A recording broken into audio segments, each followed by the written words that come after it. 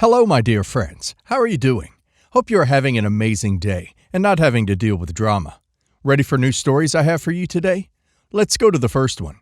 And don't forget to listen to the end of the story, guys, to hear my insights. Enjoy the stories. And don't forget to like and subscribe. And of course, don't forget to leave a comment. My husband and I have a 21-year-old daughter and 26-year-old son together. When my husband and I got married, he had a 1-year-old daughter at the time, who is now 27. Long story short, my daughter had been very sick and needed a kidney transplant. We did not want her to have to deal with uncertainty of some wait list. My stepdaughter was around because she was taking a break from booking acting jobs, and we found out she was a match.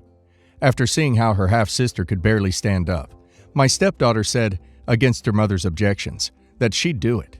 So the transplant was successful. And now my daughter has become the happy, vibrant, and hopeful young woman that she had been before she was in so much pain. My husband and I were in tears and told my stepdaughter how eternally grateful we were to her sacrifice and kind heart, and she said she did it for her half-sister. My husband and I paid for her transportation to the hospital. We had a caregiver for our daughter when she came home that also tended to her half-sister. A week after coming home, my stepdaughter's boyfriend picked her up and drove her back to Los Angeles, where she takes office administrator temp jobs.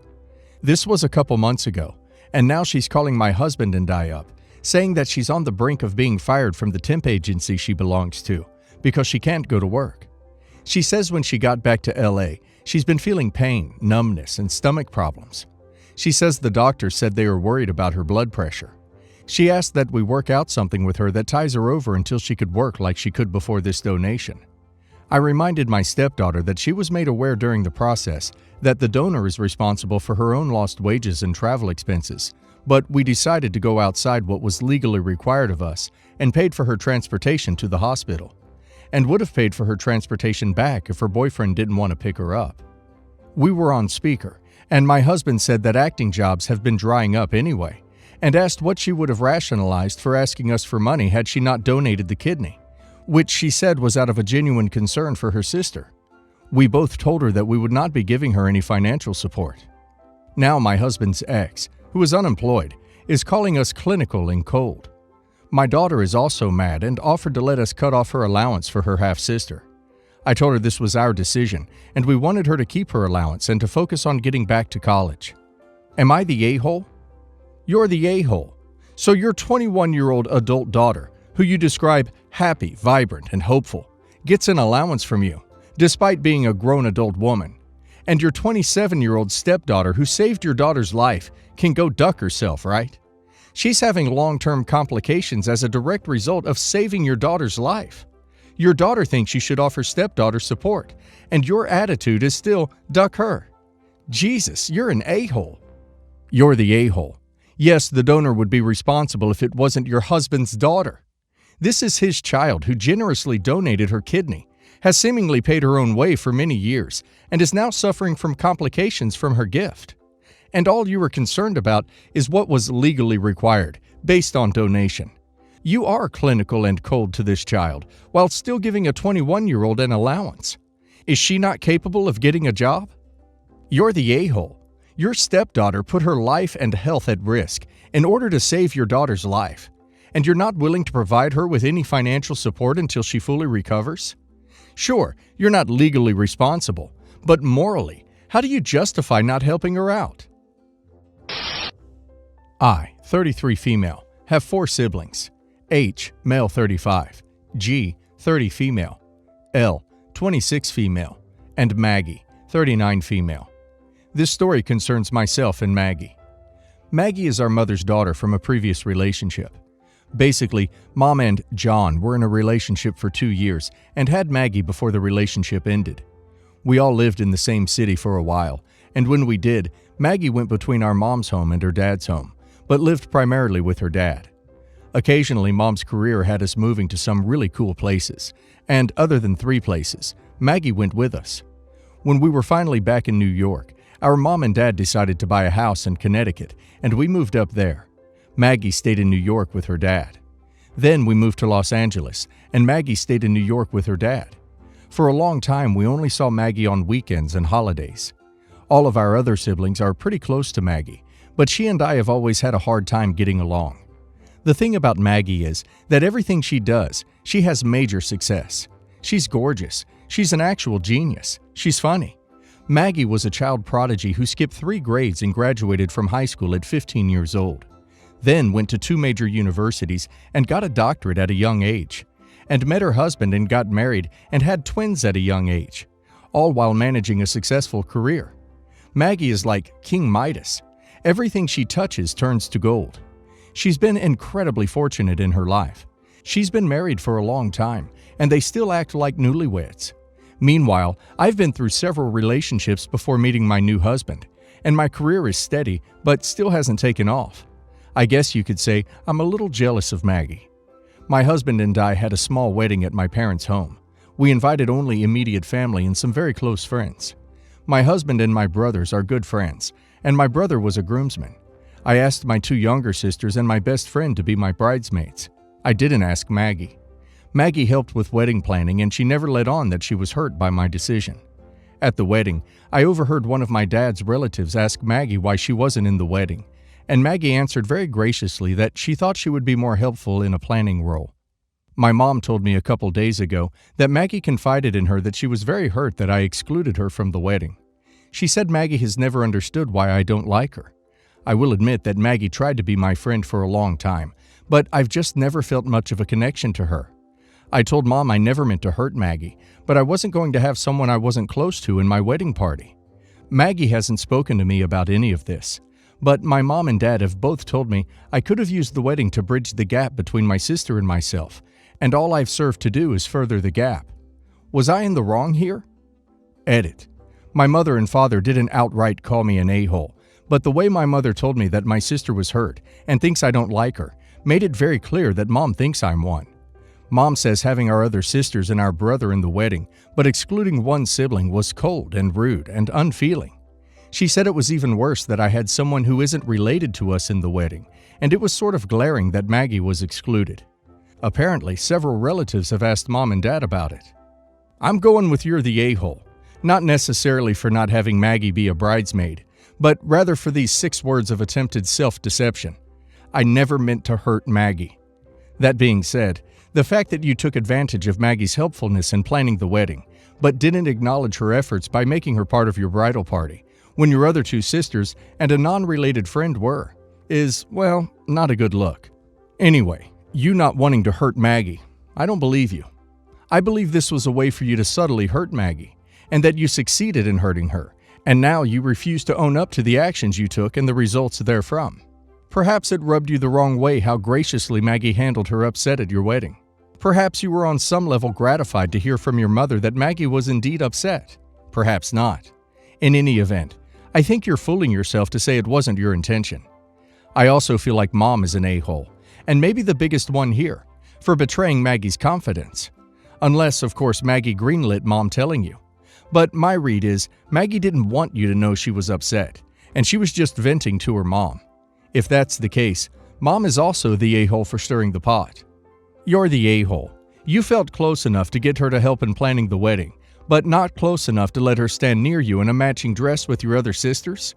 You straight up used her and are lying to yourself about it. So Maggie is good enough to help plan the wedding, but not be a participant. That and your jealousy makes you the a-hole. I feel for Maggie. My oldest son, 24, is not my wife's biological child, and is my child with my late wife. My late wife and I bought a 3-bedroom house when we got married.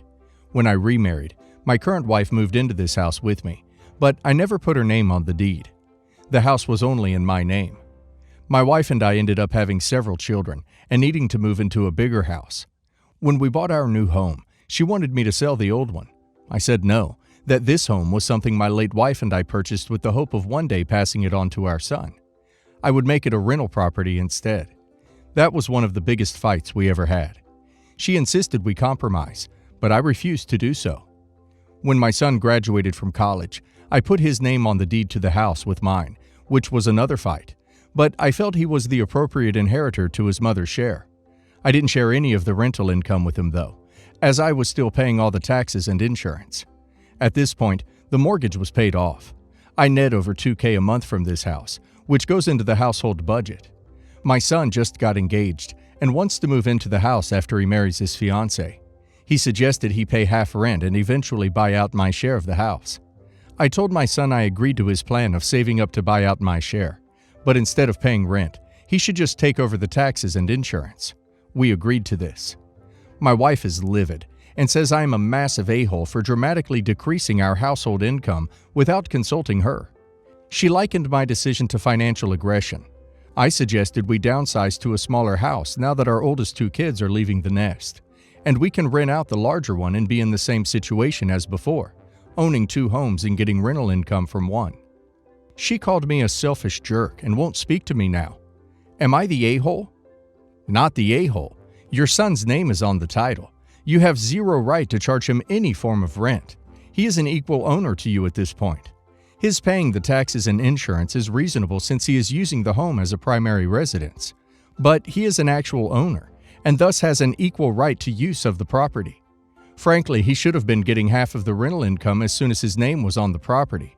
Payment for you denying him use of what was now joint property. But what's done is done. Your wife is mad because the household is losing the rental income.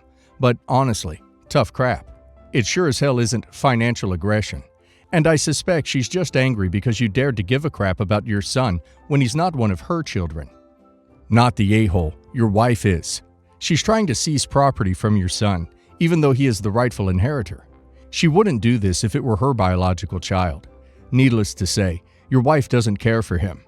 Also, you clearly stated that you already own a large house, and since your kids are moving out, you can move and rent out that house, which will probably bring in more profit. You're being reasonable while she is acting selfish. Not the a-hole. It's not your wife's house. It never was. She seems to have some misplaced entitlement. This isn't financial aggression, not even close. While I agree that couples should come to a mutual decision on financial matters, she should have stayed clear of this one.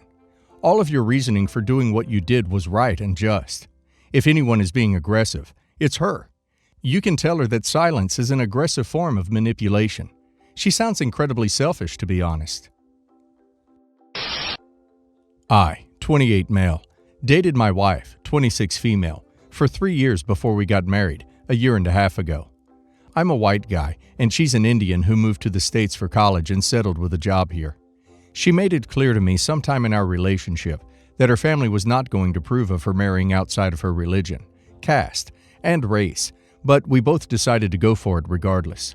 We didn't have much money at the time either, so we eloped and had a sweet ceremony with only our closest friends in attendance. Her parents didn't even know she was dating me at the time. Over the course of our relationship, she has gotten to know my family and friends incredibly well. My sisters treat her like a sister, and my parents love her. Plus, she is basically as close to my friends as me. However, despite the fact that I know she has very close ties to family and friends back in India, I have never met them, and I truly don't think I come close to understanding her culture or experiencing her traditions, which I think is important because we've decided to try for kids this year and want to raise them as proud of both identities. 6 months ago, she finally told her parents about me. Not about us being married, but about her dating a white guy. Recently, they have finally started to come around a bit, and I decided it was probably high time I visit her home, her family, and her country. I brought this up with her, and she was initially quite hesitant about the idea. However, last night, she sat me down and told me she is willing to take the trip, but it would require 2 things from me. For us to act as if we are not currently married, and to be willing to have a big wedding celebration likely back in India fairly soon, because she said things will move fast once I meet her parents. To clarify, she said we would not bear the financial burden, even though we were both quite well-to-do now. I told her I didn't want to lie to them about our lives, and that it is probably better to simply tell them the truth and come clean. I also don't want to have another wedding ceremony when we already had one over a year ago, that to me was absolutely perfect, and I would be very uncomfortable with the same. She broke down at this and told me she can't keep this secret from her parents any longer, and that I was being an a-hole for not understanding the fact that she doesn't have a choice in this, and it is the only way for our relationship to work. I don't think I was unfair in not wanting to deceive my in-laws, but maybe I misunderstood something. So am I the a-hole? It's not even remarrying. It's just having another celebration so that her family can be involved. I think this is a weird hill to die on. I can understand not wanting to lie, but like you said, you don't understand her culture as well as you'd like to. No a-holes. Culture and familiar pressure can be quite a burden for one to carry, and she may even want a very large and traditional Indian wedding. Should you go through with this, it will be an amazing experience. I'm a white guy and have been fortunate to be included in portions of a traditional wedding. Insane and an amazing cultural experience. This type of wedding may be critical for her parents to accept the white guy. I also believe she needs to be more honest with her parents, and I also understand why it would be very, very hard. I don't think everyone stinks, and understand how difficult this is for everyone. No a-holes. You also need to accept that for her family to accept you, then you need to marry in her culture. This will mean a multi-day celebration of marriage with all of her extended family. Her family will demand it or will be dishonored. When my sister got married in 2010, my parents paid for everything because at the time we were well off. My parents paid for the wedding. My sister got cash from their guests, and my parents gifted her an additional check to pay off the remaining expenses on her credit card. Overall, everything was probably valued at $55,000 for my sister's wedding. Me and my husband just got married this year.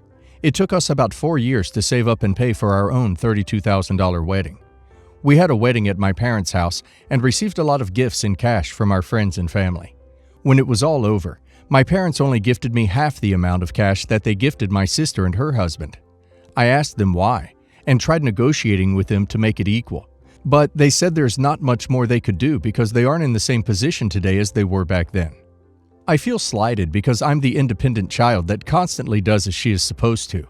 I finished college, got my master's degree, paid for school by myself, bought my own cars and house. My sister still lives with them, is divorced. They provide her with childcare and supplement her entire lifestyle. Am I the a-hole for asking for equality in how they treat me versus how they spoiled my sister? Or should I just let it go since I'm succeeding in life? You're the a-hole. You admit their financial circumstances have changed. What do you want them to do? Create cash out of thin air? God, I hate this spend tens of thousands of dollars on weddings crap. It just breeds resentment. Save your money and invest it. Or spend it on a house, travel, education, anything that will yield lifetime benefits. You're the a-hole. Your parents don't have the money. It's that simple. The fact that you went straight for negotiation instead of thanking them, wowee. Your sister is having a hard time, and your parents are supporting her. Count yourself lucky that you don't need this level of help. Holy hell, you're the a-hole. Your parents gifted you thousands of dollars, and you tried to negotiate for more? Damn. I feel bad for your parents.